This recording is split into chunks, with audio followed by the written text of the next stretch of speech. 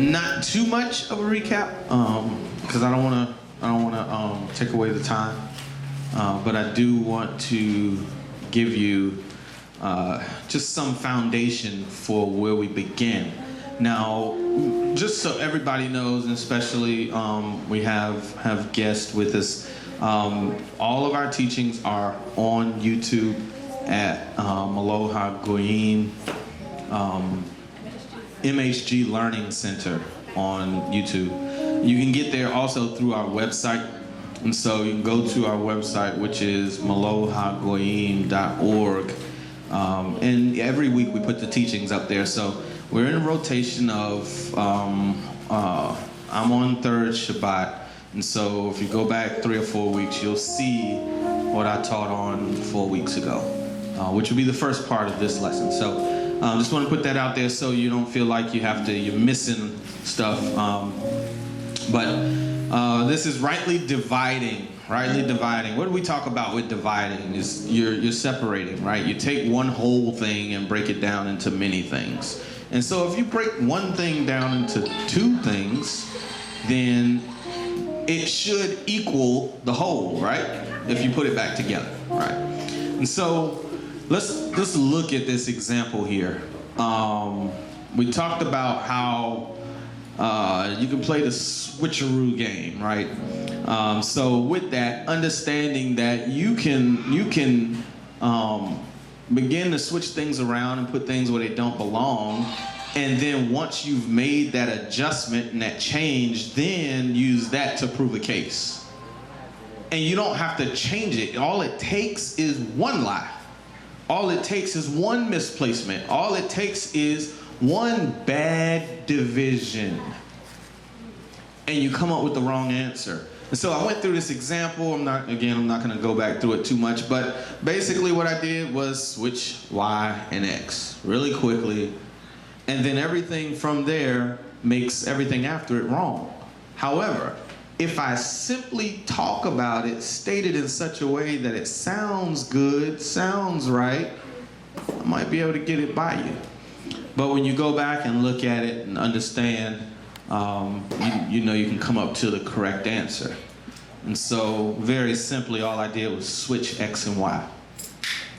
And so here, we talked about, really got deep into our conversation on Colossians 2. And we dove deep into that to really talk about what people perceive this, this portion of Scripture to mean. And a lot of people want to use this to refute or go against keeping the Torah.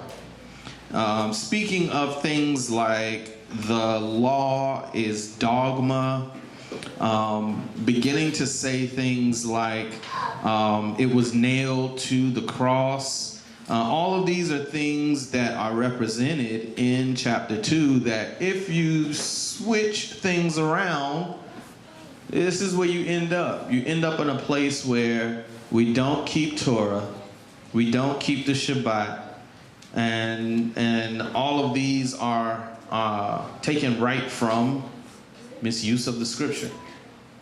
And so if you recall, we really went into what rightly dividing is as well.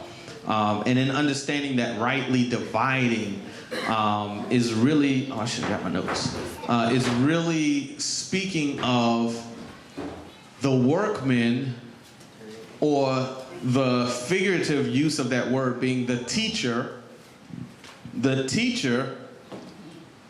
being irreprehensible because they are straightly, rightly dividing in a straight manner the word of truth revealed or not being concealed. So not just truth as in, yes, this is true, yes, that's false, but truth that is not concealed, or truth that is revealed. And so when we start doing this sleight of hand thing, then what begins to happen is I can say some truth and make you think everything that comes later is all true. Y'all give me an example of where we see that happening. The first time it ever happened was the Garden of Eden. You will not die. There you have it. So if the enemy says to Hava, you know, if you eat of that tree, you will have the knowledge of both good and evil, and you'll die, and you'll have children in pain, and not to mention, everybody after you is going to die. Not to mention, there's now going to be a struggle for you to be in relationship and right relationship with the Most High because of that knowledge. Because that knowledge is always going to fool you into thinking you're doing right when you're really doing wrong. That's what you're really doing. Y'all think she would have ate? No. But what did he say? He took truth and says, did he say that you would surely die? You won't surely die. As a matter of fact, you'll be like him. He knows that you'll be like him, knowing both good and evil. You'll be like him. Don't you want to be like him? Come on. So you see where that truth start coming in? Yeah, I want to be like him. I want to be where you. Yeah, all of a sudden, I want to be like him. And so now it takes a twist, and now I think, oh, I got to eat it so I can be like him. Right. I won't surely die. You see that twist, that little twist. And so when we go now through Colossians, we talked about how the word is not being rightly divided when we say things like in Colossians chapter 2, verse 16. Let no one therefore judge you in eating or in drinking, or in respect of a festival or a new moon or Sabbaths, which are a shadow of what is to come, but the body of Messiah. And so, simply rightly dividing this, it tells you don't let anybody judge you in those things except for the body of Messiah. Right. It doesn't say don't let anybody judge you in these things, period. It says don't let anybody except for the body of Messiah judge you. Right. And then it interjects an idea to let you know these things are a shadow. Put a note in that as we go to Romans 14. Put a note in that. These things are but a shadow. It's talking about something that represents something else. Now, how do you get rid of a shadow? I mean, a couple things got to happen. The object's got to go, or the sun's got to go. Which one you want to get rid of? Right. Exactly. So you don't get rid of the shadow. Right. You look to the shadow to know that there is now representation. Right. So where is the object that is creating the shadow? Right. So that I can observe the details. So when I get rid of the shadow, oh, well, the law is just a shadow. Okay, yes, it's telling you to look at the Messiah who's creating the shadow. Because he is the Word, the living Word. And if he is, then we look to him to see the details. So when you look at a shadow, can you tell how tall a person is? At least looks 7 feet tall in certain shadows. You know, can you look at a shadow and tell whether a person has a mole on their face or not? I mean, unless it's like really big and they turn to the side or something. If you look at a shadow, can you tell if somebody has got some gray in their beard? Y'all see those? About 3 or 4. Yes. Can you see that? Got me beat.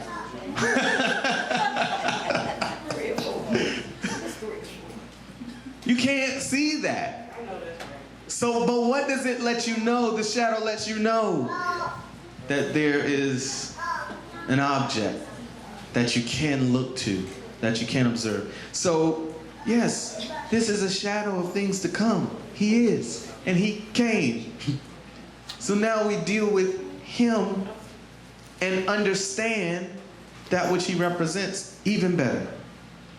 The other thing that we looked at is where it says,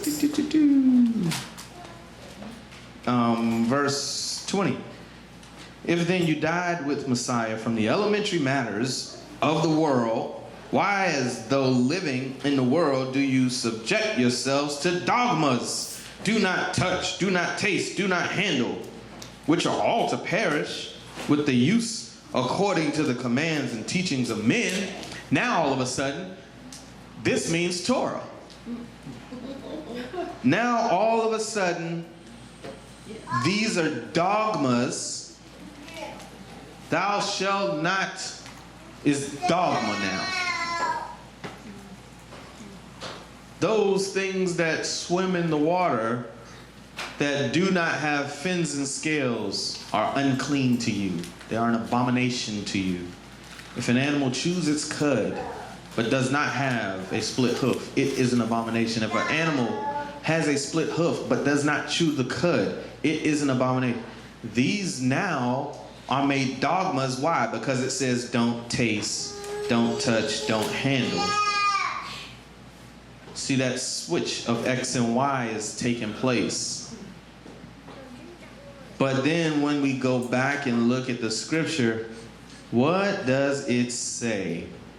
In verse 2, at the end it says, to a true knowledge of the secret of Elohim and of the Father and of the Messiah, in whom are hidden all the treasures of wisdom and knowledge. Come on.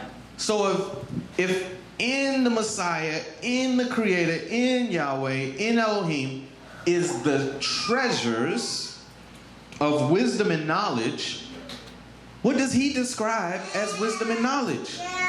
The Torah. No need to switch. So now let's go with that. Why? Because he already talked about elementary matters. In verse 8, see to it that no one makes a prey of you through philosophy and empty deceit, according to the tradition of men. Not the tradition of Yah. Come on. The tradition of men, according to the elementary matters of the world, not according to Messiah. He literally says, I'm not talking about the Messiah, I'm talking about the world.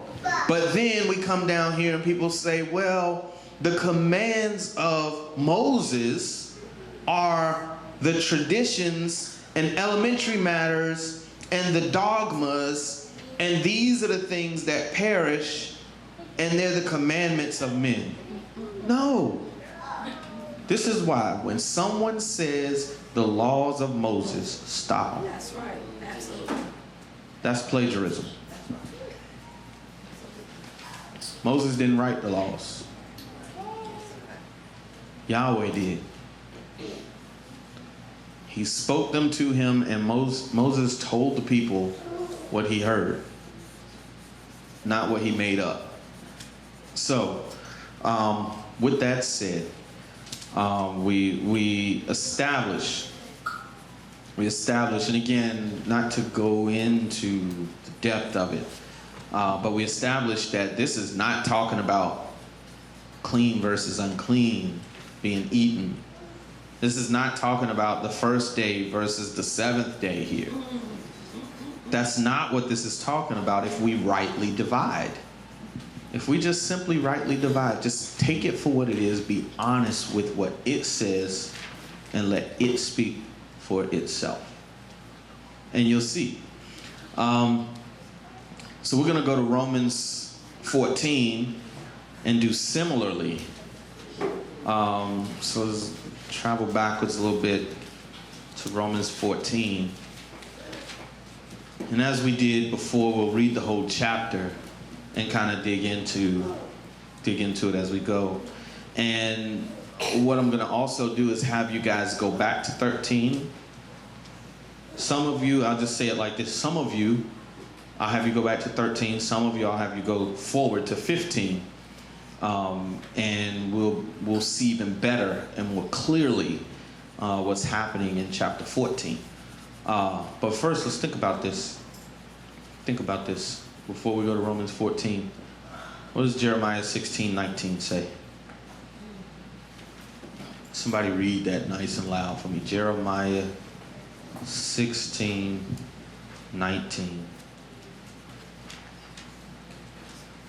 It says, O Yahweh, my strength and my stronghold, and my refuge in the day of distress, the nations shall come to you from the ends of the earth and say, our fathers have inherited only falsehood, futility, and there is no value in them. So you're saying we inherited lies, falsehood, futility? Nah. Well, Everything the church tells us is true. Pastor would never lie to me. Bishop know the word. He wouldn't tell me that if it wasn't true. It's not pastor's fault. It's not bishop's fault. The enemy has been after the people of Yah since Adam. Please hear me when I say that.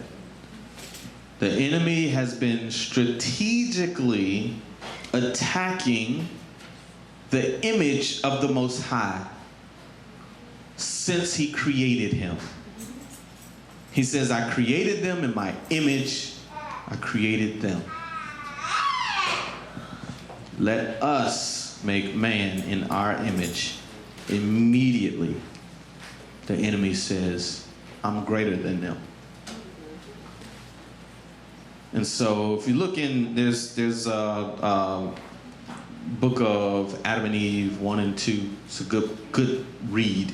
I'm not necessarily speaking to the validity of it. I'm not sure for sure how old it is and if it is could be considered. I know it's not in Scripture, but I'm not sure that it could be considered Scripture. But if you read it, it makes a lot of sense for what's happening with the enemy and his whole thing, and it lines up with what we see happening today. And so it'd be something good to read to get some a viewpoint, what could be probably an accurate viewpoint of what the enemy's doing. And so with that said, these lies and this falsehood that we have inherited, if we allow that to shape how we approach Yahweh, I guarantee you it will stop us short. Because it's all about the form of godliness. It's all about the form of godliness. So let's go to Romans 14. Let's go to Romans 14. And first we're going to read it.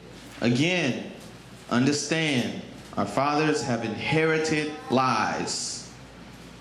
Now let's read. Romans chapter 14, verse 1. And receive him who is weak in the belief, not criticizing his thoughts. One indeed believes to eat all food, but he who is weak eats only vegetables. He that eats, let him not despise him who does not eat. And he that does not eat, let him not judge him who eats, for Elohim received him. Who are you that judges another servant? To his own master he stands and falls. But he shall be made to stand, for Elohim is able to make him stand. One indeed judges one day above another. Another judges every day alike. Let each one be completely persuaded in his mind. He who minds the day minds it to Yahweh, and he who does not mind the day, to Yahweh he does not mind it. He who eats, eats to Yahweh, for he gives Elohim thanks. And he who does not eat, to Yahweh he does not eat, and gives Elohim thanks. For not one of us lives to himself, and not one dies to himself. For both, if we live unto the master, and if we die unto the master. Therefore, whether we live or die, we are the master's. For unto this Messiah died and rose, lived again, to rule over both the dead and the living. But why do you judge your brother? Or why do you despise your brother? For we shall all stand before the judgment seat of Messiah. For it has been written, as I live, says Yahweh, every knee shall bow to me, and every tongue shall confess to Elohim. Each one of us, therefore, shall give account of himself to Elohim. Therefore, let us not judge one another any longer, but rather judge this, not to put an obstacle or a stumbling block in our brother's way. I know and am persuaded in the Master Yeshua that none at all is common of itself. But to him who regards whatever to be common, to him it is common. And if your brother is grieved because of your food, you are no longer walking in love. Do not by your food ruin the one for whom Messiah died. Do not then allow your good to be spoken of as evil. For the reign of Elohim is not eating and drinking, but righteousness and peace and joy in the set-apart spirit. For he who is serving Messiah in these matters is well-pleasing to Elohim and approved by men. So then, let us pursue the matters of peace and the matters of building up one another. Do not destroy the work of Elohim for the sake of food. All indeed are clean. But evil to that man who eats so as to cause stumbling. It is good not to eat meat or drink wine, nor to do whatever by which your brother stumbles. Do you believe? Do you have belief? Have it to yourself before Elohim. Blessed is he who does not condemn himself in what he approves, but he who doubts if he eats is condemned because it is not of belief, and all that is not of belief is sin. So, if you've already switched X and Y, and you read this, the definition of what's being spoken of here can get easily twisted. Easily twisted. But let's go back to the beginning, and let's look at how the conversation flows. It says, verse 2, one indeed believes to eat all food, but he who is weak eats only vegetables. He that eats, let him not despise him who does not eat. And he who does not eat, let him not judge him who eats, for Elohim receives him. Let's just look at verse 3. Y'all, do y'all know anybody that don't eat?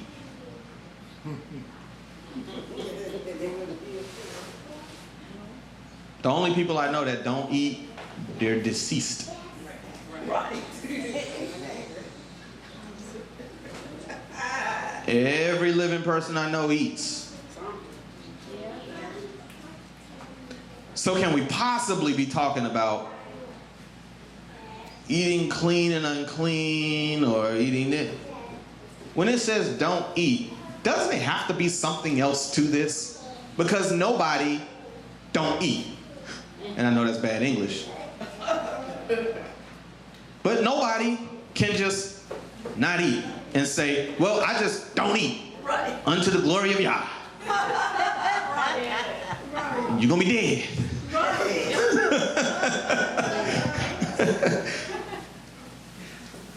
And then we go down to verse 5. One indeed judges one day above another. Another judges every day alike. Let each one be completely persuaded in his own mind. So, here's what I want to do now. I want to show you guys something. There's some historical facts that can help us look at what's really happening. The Mishnah gives some history on the fast that the Yehudim observed. And then when we look through Catholic history, one of the books that they use is the Didache. And that is said to be a writing that dates back to about the 70 AD mark. With that being said, if you have a writing that predates this Romans 14 writing, and you have another one that's within the same time frame of it, then they should all line up, right? Unless somebody lying. They should all line up if they're reporting on the same information.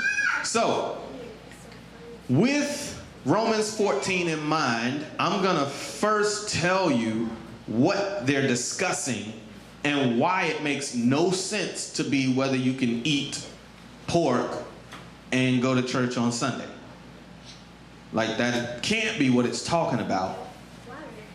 Because when you look at the flow of the conversation, it talks about whether you eat all food or whether you eat just vegetables or whether you don't eat at all.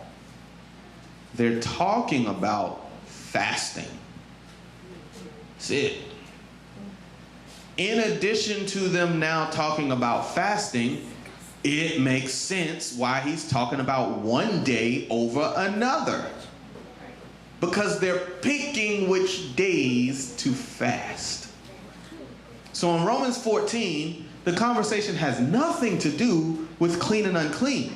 Nothing to do with whether you keep the holy days or not. Nothing to do with whether you keep the Sabbath or not. Why? What did Shaul say later? He says, brethren, I have no need to write of you of the set apart times. Why? Because you already know. That's right. People get confused because Yeshua never said keep the Sabbath. Why would he have to? Why would he have to? When's the last time somebody told you, breathe? Breathe. Breathe. I mean, you don't have to tell me that. That ain't got to be in writing. That don't have to be. I already know that. It's thousands of years after they're keeping the Shabbat. Thousands of years after they've already done Passover year after year after year after year. It's a lot of time that's passed. You don't have to write to them about that. Eating clean and unclean? Come on, y'all. Peter was literally confused because he saw something unclean and was told to eat it. But the one thing he was not confused about was whether he should eat it or not. He was confused about the message that it meant. Why do we know that? Because he says, hey, I've never eaten anything unclean, so I don't, what are you telling me? And Yah interprets it for him by saying, call no man unclean, that I've cleaned. And so, moving forward. So now you understand. And if you read Romans 14, knowing that it's talking about fast, it makes so much more sense. Like, it just doesn't make sense. Like, even, look at this. Think about this. Think about this for a second. What does eating clean and keeping the Sabbath have to do with each other?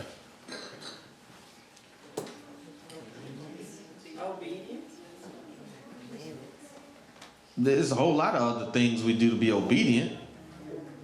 Where do they correlate, though? There's a lot of stuff in the covenant. There's a lot of stuff in Torah. Where do they correlate? Why would one be an automatic discussion about the other?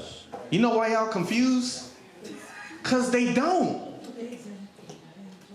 They don't correlate. There's no reason for him to be like, yeah, you cannot keep the Sabbath and eat unclean. So look at this conversation.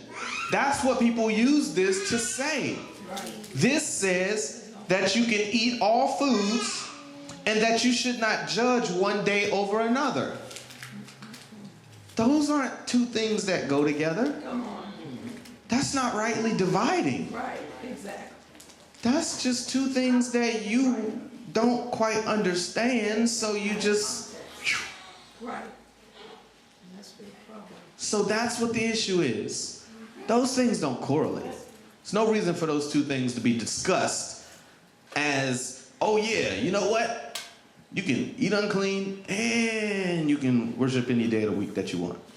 Those two don't even correlate. That's right. Like, it just doesn't. So let's understand what it's really talking about, which is fasting. Now it correlates. Because it's talking about what you eat when you fast, what you don't eat when you fast, whether you eat when you fast, when you fast. That's what it's talking about. Which days do you fast? Now, does it make sense? It makes a whole lot more sense. Case in point, I'm going to prove it. I'm going to prove it. Prove it. Prove it, you say. Okay, I will. All right. This is the Didache, chapter 8. This whole chapter is just a few verses. It's really not a whole lot. But this is what it says. Again, this is a reading that dates back to the 70 AD mark. All right? It says, "Let not your fast be with the hypocrites, for they fast on Mondays and Thursdays. But do you fast on Wednesdays and Fridays? And do not pray as the hypocrites, but as the Lord commanded in his gospel. Pray thus: Our Father who art in heaven, hallowed be thy name. Thy kingdom come, thy will be done as in heaven, so also upon earth. Give us today our daily bread, and forgive us our debt as we forgive our debtors, and lead us not into trial, but deliver us from the evil one. And thine is the power and the glory forever. Pray thus 3 times a day." Sound like a dispute between when to fast? What obviously goes with fasting? Pray. When to pray? What to pray? How to pray? See how much more sense that makes? This makes so much more sense. So much more sense. All right, so that's from one perspective. Let's look at it from the next. Let's look at it from the next perspective. I think my internet has connected. Uh-oh. I better get, hold on. That thing will shut off on me.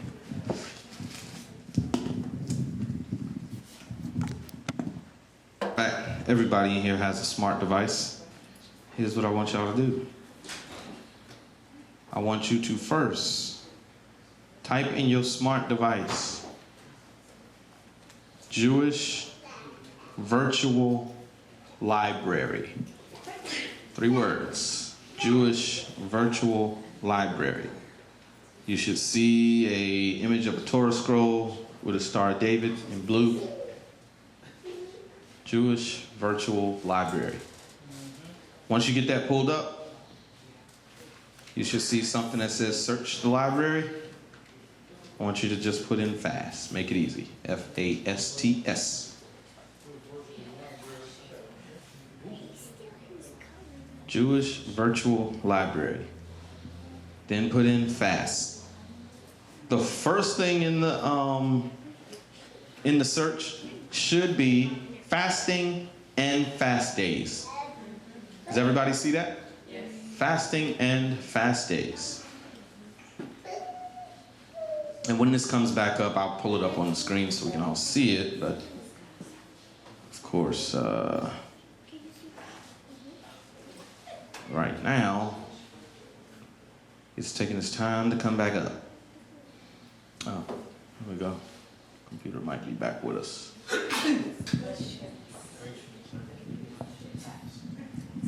What you'll see there is lots of history on fasting. I want you to go down to, let's see, which I think you can actually click on one of these. Second Temple.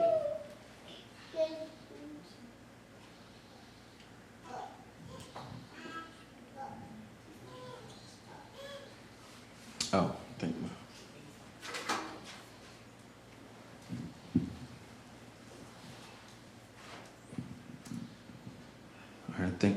think my computer's back online. Matter of fact, fasting, laws, and customs. That's the space. That's where we want to be. Fasting, laws, and customs. Everybody see that? Yeah. All right, so if you read down through here, gives you a lot of resources that back up what it's saying, how fast they're done, when they're done, the different reasons for the fast, different time periods in which they were held, whether it's first temple time or second temple time. All of it's right in there. What I want you to notice, and there's everything in there, like whether it's supposed to be with sackcloth or whether it's supposed to be this, that, so many different things. But I want you to notice that a part of the conversation in here is from what to fast. So remember we read that in Romans? Part of the conversation in here is from what to fast. And so it's some would fast by eating just vegetables. And some would fast by no longer eating. All right, I think we finally got my computer back up. Now I just got to get the PowerPoint back up. But we'll keep going. And so, one section says, some authorities also forbade fasting on the eve of the Sabbath. I catch that? That is under, scroll down to where you see ordinary fast days lasted for the duration of the daylight hours. Fasts were held either one day or sometimes for a series of 3 or 7 days, occasionally even daily for a continued period. And so one thing to note is, okay, I think I can, man.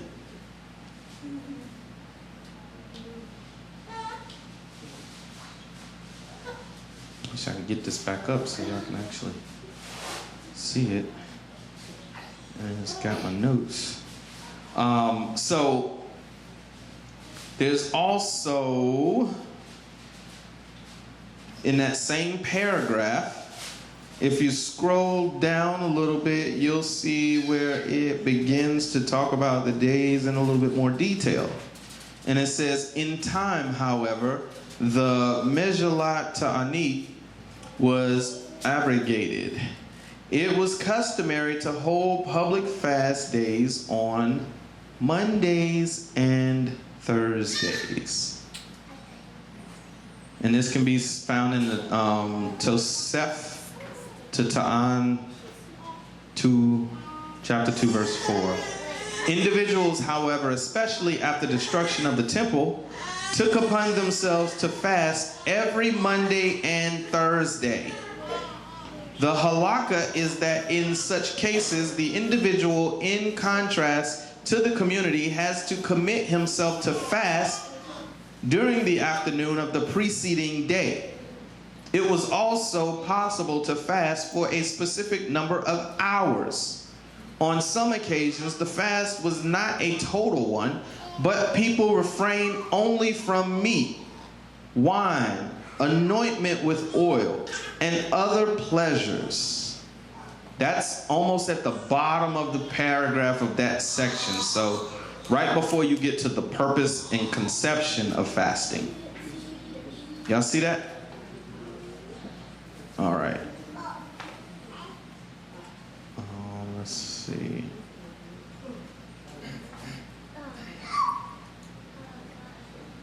Oh, goodness.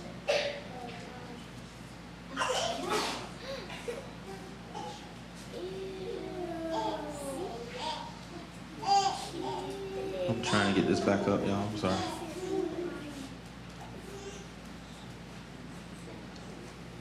All right. Okay, so we're eventually gonna be back up. Finally, computer's moving at least.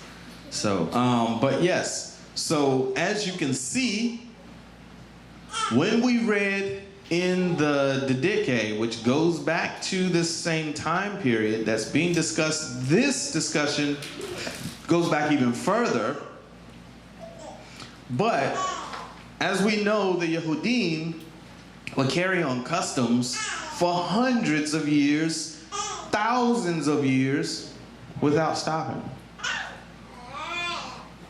And so what you have here is a clash of philosophy, a clash of tradition. This is not whether you can eat something unclean or whether you should keep the Shabbat and the other holy days or not. This has nothing to do with that. This specifically breaks down what's happening. And the argument that the dispute and the debate is around when to fast, what to fast from, right? And how often, how do you pray when you fast? What do you pray when you fast? These are the things. And so as this comes back up, I'm going to show you again those two comparisons.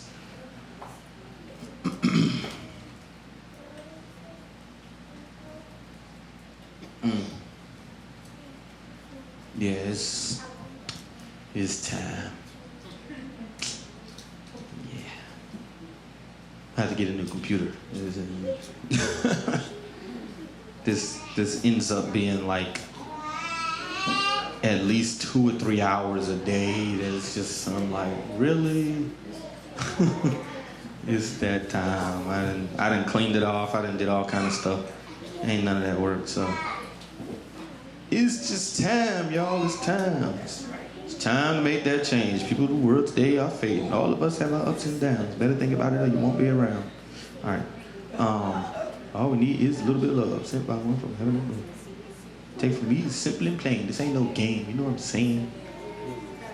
Oh, man. So, like, this is the wrong version. Oh, today's date is the 20th, right? Yeah. Okay. Okay. Hear about the fast. Somebody read verse 1. What does it say? Let not your fast be with the hypocrites, for they fast on Mondays and Thursdays, but do you fast on Wednesdays and Fridays? Well, 2 things that I said we looked up in the Jewish virtual library. What are the 2 days that they said they fast? Mondays, Thursdays. What did they say was prohibited from fasting? The day before the Sabbath. That was one of the days that they did not want to fast. What's that? And if you read this, so there's a lot of different versions of this, but if you read it in something that translates a little closer, rough translation, where it's not necessarily trying to make it good English per se, it says the days of the week. It says the 6th day and the 4th day, and you know, it says it like that.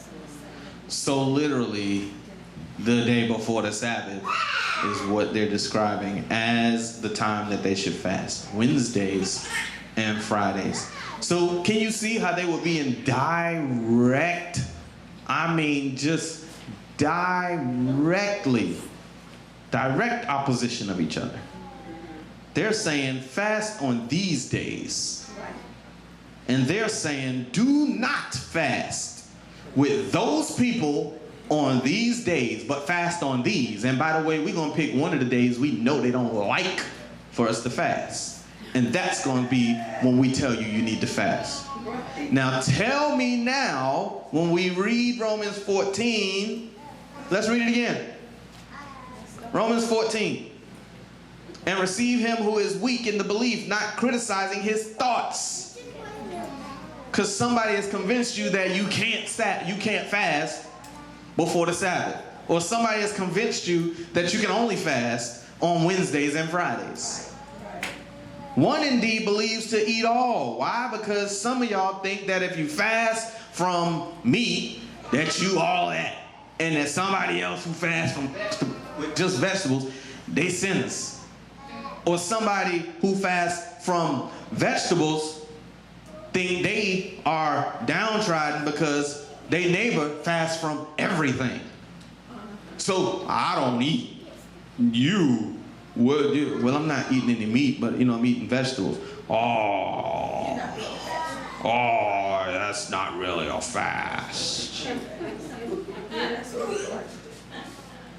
Now, if ever were there a time to call out Yom Kippur as being a time to be included with not fasting, wouldn't this have been the perfect opportunity for him to say, oh, and by the way, even for the 7th month, 10th day, there's no longer a need to fast? Perfect opportunity, but he stayed away from that. Why? Because I don't care how many times you fast or when you fast or what you fast from. You'll tell better be fasting on Yom Kippur. That's how simple it is. That's what he's saying. He's like, none of this matters. Let's keep reading. He that eats, let him not despise him who does not eat. Yo, just because you eating something, don't look at your brother and be like, man, you think you all that because you ain't eating? Don't do that. And he that does not eat, let him not judge him who eats. Oh, you're eating. You're really not holy. He who judges another servant. This is what I'm talking about. Right. Shaul is breaking this down to let them know that, yo, this stuff doesn't matter. This stuff doesn't matter. Now, I want some of you to go to chapter 13, and I want some of you to go to chapter 15, and I want you to find, because people are using 14 to say we're not supposed to keep Torah. Now, I have not set this up. I ain't put no plants in the audience. My wife don't even know what I'm saying. She don't know what I'm talking about. And she's the only person there with me yesterday when I was putting this together. So, with that said, go to chapter 13 and see if you can find a place that would contradict 14 if we interpret it to mean we no longer keep Shabbat, we no longer eat clean, and we no longer observe Torah. And then I want you to go to chapter 15 and find a similar argument.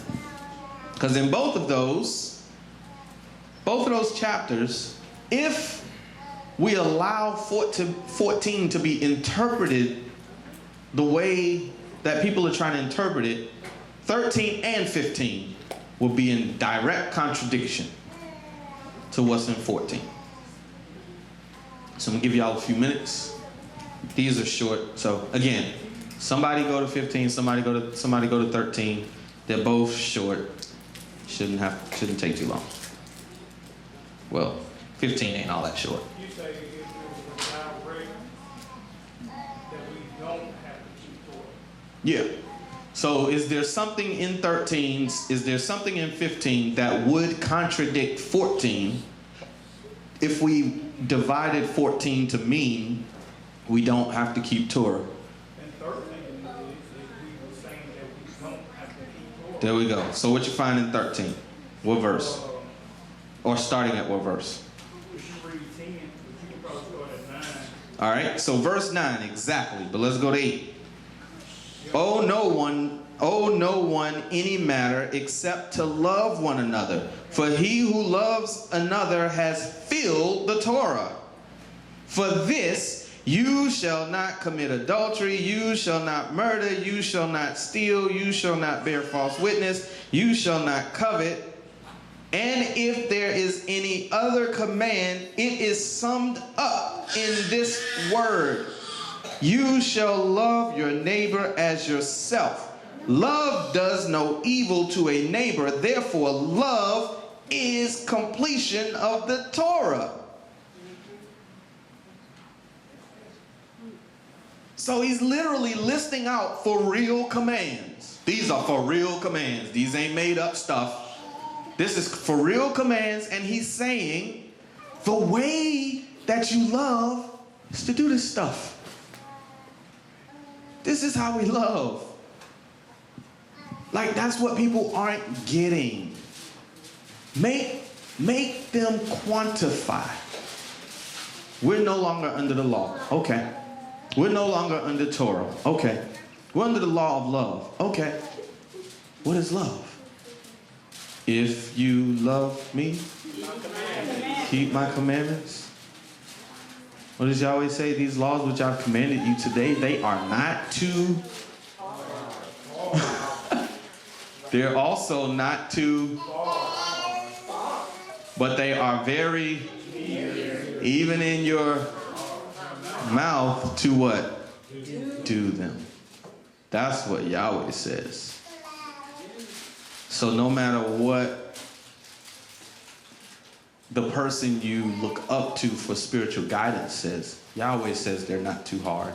He says they're not too far off. And he says this is how you show that you love. Why? Because guess what? If you love me, you're not going to have any other gods.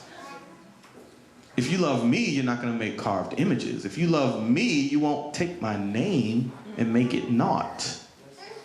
If you love yourself, you'll keep the Sabbath.